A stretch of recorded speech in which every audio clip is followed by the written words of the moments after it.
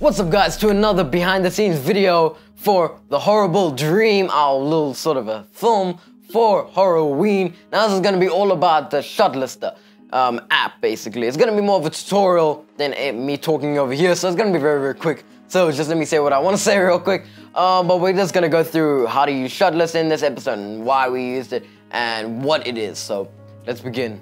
Now the big part about pre-production in a film is that you really need to know what you're gonna do before the film starts, if it's a big budget thing. Now of course we didn't spend any money on this film. It was a $0 budget, so we really didn't need to worry too much about time, although we wanted to crank it out within the 1st of October, so it really did have a time limit for us to get it out. So we did need to make it as fast as possible either way. And if you're in a Hollywood film, any second could cost millions of dollars. Now, of course, that's taking it a little bit too far, but still, you want to make sure that you don't need to waste any time on set, especially if you hang out with your friends or family. They're not going to really like staying out there for too long, thinking of, oh, this shot could look cool. If you're going on a film set, trust me, use a shot list or use a storyboard. You want to know exactly what shots you're using. So that's why we use a shot list, because I don't prefer storyboards. Reason is because I'm really not a good artist. We do sometimes do a storyboard if it's hard to visualize the shots, but I only do that for a few shots. And I use the Paper 53 app if you want to go and check that out. But I usually just stick to shot list. And the app that I use is Shot Lister. My list was getting really bad right now, so let's get into that. Now I'm going to show you an overview of how you can use Shot Lister. Hopefully it will help you guys, and let's begin the tutorial. Alright guys, so now we are in the iPad as you can see, and we are using the app Shot Lister if you didn't already know. But yeah, so here it is. And this is the first part in when you open your project. This is the screen that you'll be opening with. So I'm just gonna quickly go over. This is very basic. So it's very quick. Okay, over here by name, that's of course the name. The date modified, that will be the last date that you edited or added a shot or something. 24-hour time, that's either if you wanted to go from 1 to 12 a.m. or 1 to 12 p.m. or if you wanted to go from 1 to 24.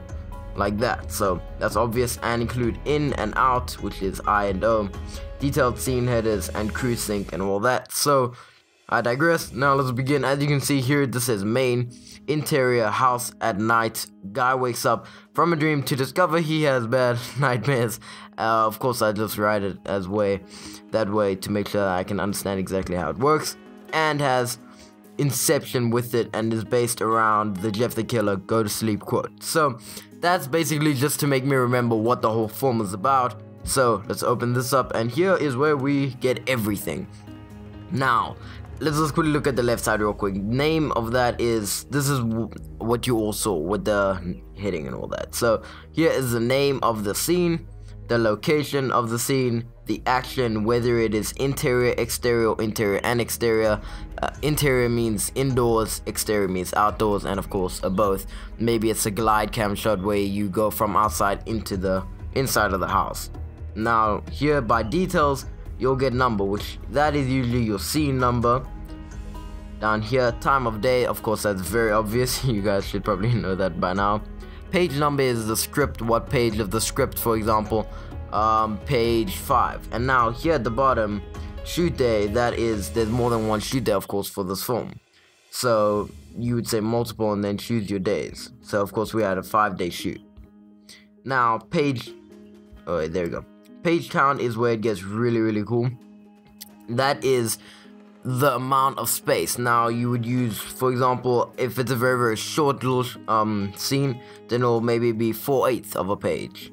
So that's just describing the amount of space there is. Sorry about my list right now guys. And color, that is just to make sure if you have a lot of scenes, then it just color coding makes it a lot easier. And down here by cast number, that is just the numbers that you assign to each castmate. So if I were to add an entry, for example, then I can make one, you know, me or something like that. So iPad's being a little bit slow here. Okay, so here we go. Now also you can make a few notes if you want about the scene. We didn't need to. Now we're diving into the things that it makes it really important, and this is all of the shots. Now making a shot list is you don't need to be really detailed. It's all about having something that sparks to mind, although I like to keep it a little bit more detailed than most people. Now this film, the reason why it is set up the way it is was because there was a lot of things that I forget. For example, whether the shot needs to have visual effects, which usually the visual effects in this film was glide cam and adding warp stabilizer. So that was why we had a lot of extra things. So as you can see, all of these little titles over here, there's a reason why they're there. For example, whether it's done or not, the shot, the prep number, the visual effects, the special effects, size, nickname, description, gear, lens. As you can see, at one point or another, they all fold out. Now let's just quickly go into the first shot, which is the asleep shot. Now the name is asleep, number is 1T, and description is shot of bed with person sleeping, same shot as last shot with cam dollying in. Now as you'll notice, it says visual effects slider. Now I added that by myself because the thing is that when it's a normal slider, then I think, oh, should we rent one out or something? So I just added visual effects slider just to make sure that I understand what it is. Link to next, you don't need to worry about that. That's only for bigger films and all that. Visual effects I would usually select, but then it makes me think, oh, now I have to check in the shot and all that and add a background plate. Usually that's my workflow for visual effects. So then I start getting distracted from the actual shot. So that's why I added visual effects slider. Removes all of that. There's no special effects in the shot, only in the last shot, which I'll show you now.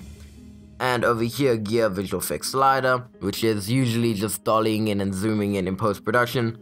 And down here, lens is 24mm and color is orange. Now let's go to the last shot, which has a special effect, which is this is the finale.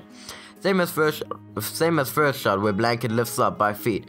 Ultimate Easter egg sort of a thing. You know, that's the way that you can see the movie, whether it's still a dream or it's not a dream. So many people may not have noticed that, but that is the whole point of the last shot. And cam dollying out and fades to title. It didn't end up fading to title, it ended up just fading to black, but I just left that in there just to make sure. I would have decided anyway in post-production. There's no visual effects though in the shot other than the visual effects slider. The size is a medium wide and lens is 24mm, color is orange as the first one. Now the reason why I use these colors is they actually have more of a use than in the scene color. The scene color is usually just to see, okay, this shot, for example, if it's a horror shot or a horror scene, maybe it's a comedy movie, but then one scene is like has horror or something, then you can make that red or something. So you can do those sort of a thing, but that's as far as you can really go for scene color. Whereas when it comes to shots, I usually use orange to define, you know, what is being used. So let's just quickly check. I'm assuming that orange is the visual effects slider, and then if you look over there, handheld and handheld is both blue. So all the blue shots are handheld. So the thing is that I don't have a quick release plate on all of my stabilization systems. So what I would end up having to do is having to take off the quick release plate and then use a screw to get it onto the other system. So I would usually get all the shots with a handheld or the tripod and all that done first. So then I can take it off and then I don't need to waste so much time on set taking it off of one stabilization thing and then moving it to the other. This way you can have it way quicker and you don't get too confused when it comes to, because I mean shooting in chronological order can be more smart and can be less confusing, although it will take up a lot of time. So as you can see, that is basically the basis of a shot list. Now if you go to shoot day, here's every shoot day, and as you can see, this shoot day only had 3 shots, which were all visual effects, or they were all done on sticks, basically a tripod. Day 2 was a few extra shots. As you can see, we had a shot where it was a DIY Steadicam, and as you can see, this one also had handheld, but the reason why this one isn't blue and is green is because it's a point of view. So there was a whole different sort of a thing, and not to mention the shot wasn't like the others. We actually had a lot of prep time trying to get, you know, pillows and all that on the ground so you could actually fall backwards. But as you can see, all of the, you know, handheld things are basically stuck together, and this getup should have actually been down there. So yeah. Day 4, I'm just gonna skip day 3. Over here we had a phone shot, which we knew was gonna take extra time, so we started with that one. We went to handheld, then we went to sticks, so that was also a very chill day and all that. And the last day was very easy. That was just the first shot, the last shot, and also the face, where it was just looking at the face, the Jeff the Killer face on the computer screen. So yeah, But also you'll notice that the visual effects slide in the actual film, there was no sliding in of that. Usually if it doesn't work in post-production, then I don't stick to my shot list religiously. I just, you know, if it works, it works. If it doesn't, then I'd rather just don't bother with it. But that is the basics of a shot list. You can find out more. We'll make a tutorial on film shift sometime, and that will go way more in depth if you want. But yeah, that has basically been the basics of a shot list. If you guys did enjoy this behind the scenes of a horrible dream, all about shot listing, please comment, rate, and subscribe. And until next time, guys, next video, we'll see you guys then.